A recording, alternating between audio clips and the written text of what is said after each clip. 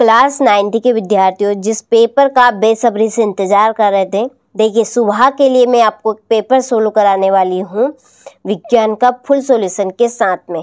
देखिए अब आपको बिल्कुल भी चिंता नहीं करनी है, इस एक ही पेपर से आप 50 से 60 नंबर कवर कर पाएंगे। ठीक है, तो चलिए बिना किसी डाउट के वीडियो को हम शुरू करते हैं। देरी किस बात की, तो देखिए पहले प्रश्न में है सही विकल्प। पहला क्वेश्चन है कि द्रव धातु का नाम है, तो द्रव धातु कौन सी है, तो द्रव धातु है आपकी पारा।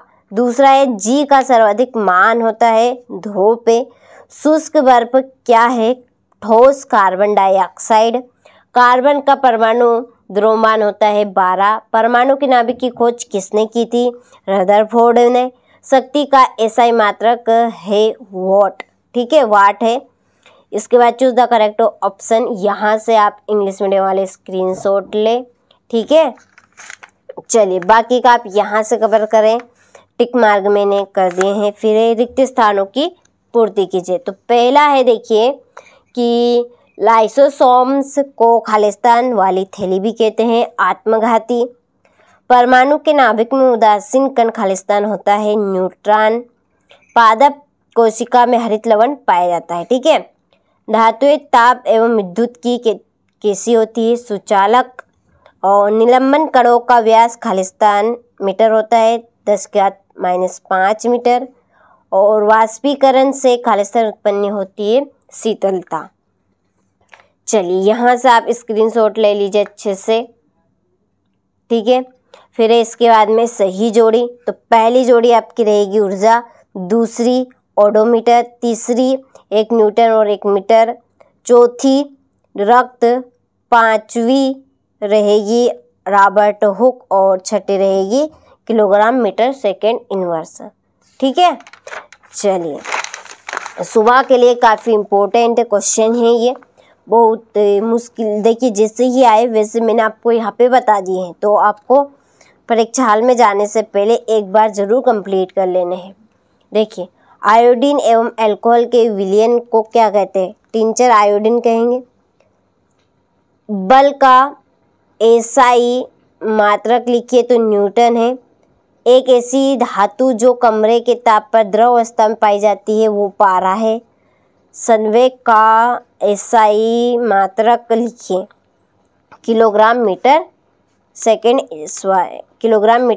इनवर्स। तंत्रिका ऊतक का नाम लिखिए, न्यूरॉन।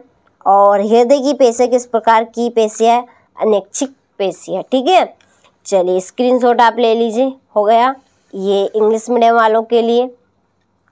फिर सत्य हृदय पेशियाँ ऐच्छिक है, असत्य क्योंकि अनैच्छिक। अणुओं के बीच स्थान ठोसों में अधिकतम होता है, असत्य क्योंकि गैसों में अधिकतम होता है।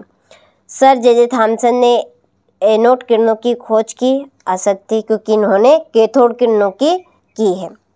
पौधों को पोषक पदार्थ हवा, पानी तथा मिट्टी से प्राप्त होते हैं, तो ये सत्य है। हृदय पेशी कंकाल से जुड़ी होती है, तो ये असत्य है। और छठा आपका सत्य रहेगा। ठीक है, चलिए ये आपके इंग्लिश मीडियम वालों के लिए रहे ट्रू और फॉल्स। फिर निम्न तापमानों को सेल्सियस इकाई में परिवर्तित कीजिए, हो गए। समांगी और विषमांगी में अंतर बताइए। उपधातुएं क्या है, किसी एक उपधातु का नाम लिखिए। ठीक है, ये हो गए ये अथवा इसी का।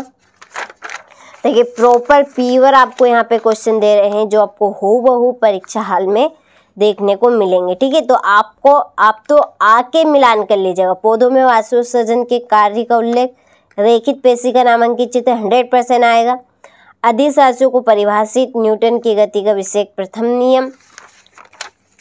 संवेग से आप क्या समझते हैं, किसी वस्तु के घनत्व से क्या तात्पर्य है, कारण क्या है कि कार्क पानी में तैरता है जबकि कील डूब जाती है।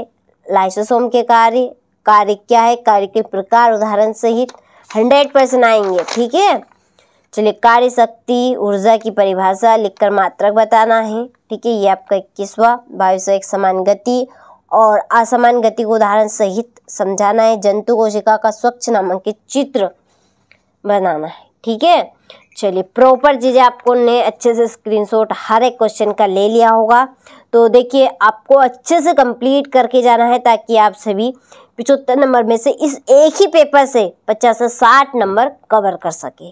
ठीक है।